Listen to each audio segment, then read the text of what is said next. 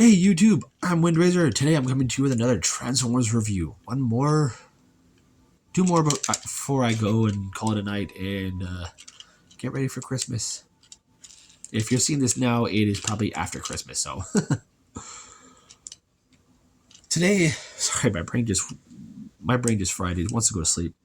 Today we're going to be looking at Transformers Legacy Evolution Shadow Striker from the Transformers Bumblebee from the Transformers Cyberverse line.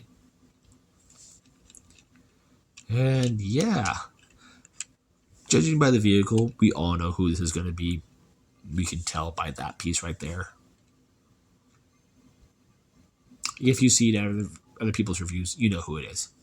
I want to sneeze, but it's not going to. But yeah, she's a nice dark purple with red painted hubcaps. We have like a metallic blue here for the headlights. Nice bit of silver and red detail there. The engine block done in red and silver. We have painted tail lights, very cool. And the whole canopy, this whole section right here, is done in a red clear plastic. And I think it's painted purple on the top.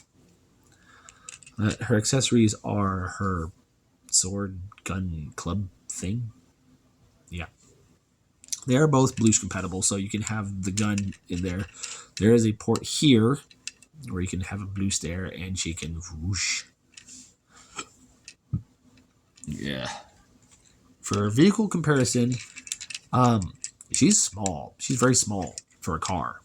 Like, that's how long she is compared to Clampdown. She's a tiny car. Very, very tiny. With another Studio Series figure, Fembot, I have that's also small, who I don't think I'm going to review. But yeah, so we're going to go ahead and get into transformation.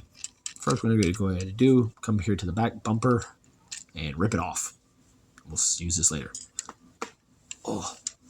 Next, we're going to go ahead, come to this whole piece and just rip it off. You're not supposed to do that.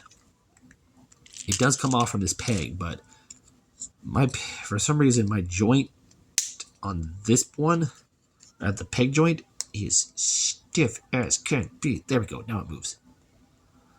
So I'm just gonna go ahead and take this off right now. But no, I just realized it looks red, but it's a pinkish clear plastic.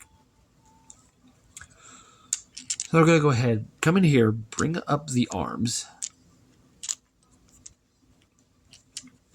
unpeg the feet, unpeg these door panels here. Yeah. And we can tell she is in the worst yoga pose ever. So unhook the legs. Here's a way to do this.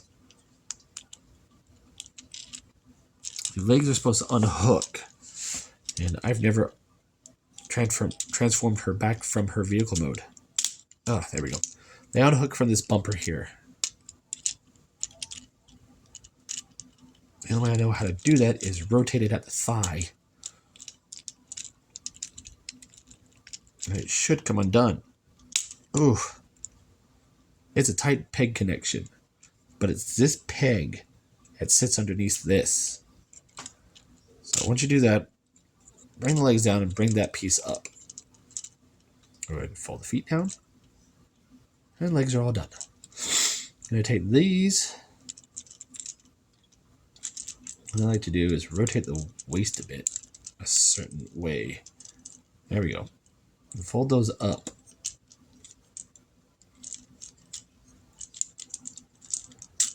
There we go. Swing that down, and those will sit back here.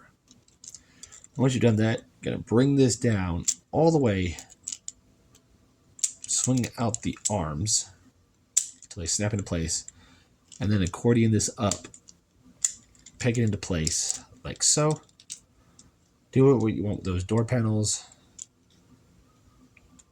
Rotate them rotate the wrist. Oops, did not mean to drop her, but rotate her wrist around. Bring her arms down. Go ahead and take this. You want to swing it this way and have it.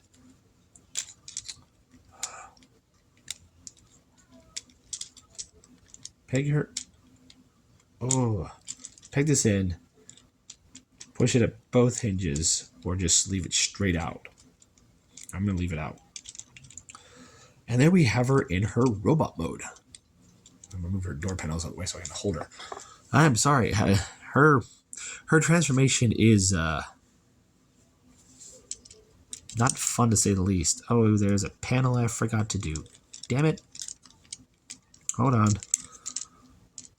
I need to undo this. There's this panel here that you're supposed to fold in.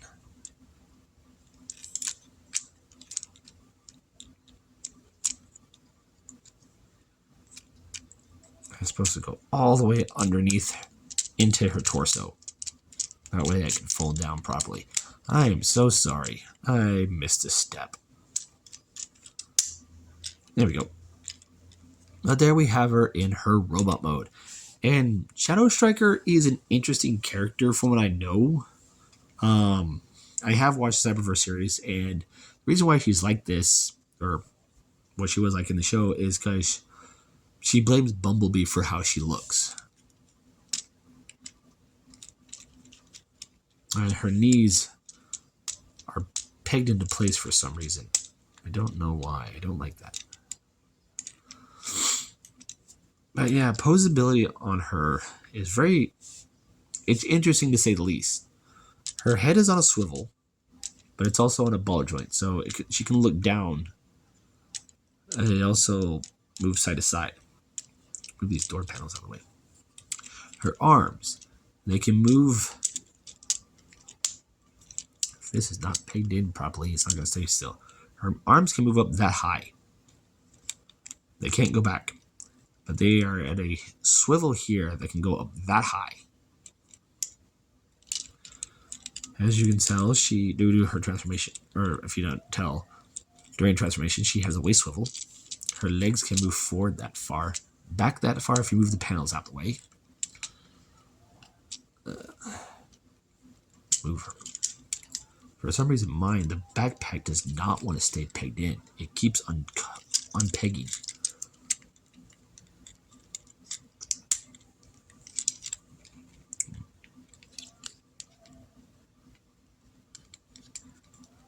There we go. Leg can move out that far. There is a thigh swivel. As I said before, her knees are clipped into place. Or they tab into place. There's a tab hole in the kneecap. And a peg that sits right there. And they just peg in. I don't know why, but I don't like it. And her feet can move forward. They can't go back. But there is ankle tilt. And like every other fembot before her, she has heels for days.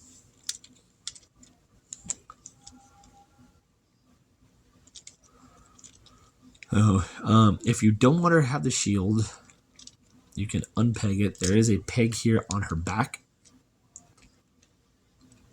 And you can just peg it in like that. And just have it sit on either side. For me, if I'm going to have her like this, that's where I'm going to put that. She does come with another accessory. One being her bumper here. You can peg that onto her arm like so. She comes with her gun sword or gun blade. Like she can hold it as a blade, but it looks more like a club to me. So I just give it to her as a gun. And what I do like, you can take the bumper, go ahead and peg it onto the front of the gun, if I can get it. And we can have that going on. And here's the precursor of what this mold's going to be. This is going to be Sideburn. Or we hope it's going to be Sideburn. I hate her shield. Her shield is starting to irritate me.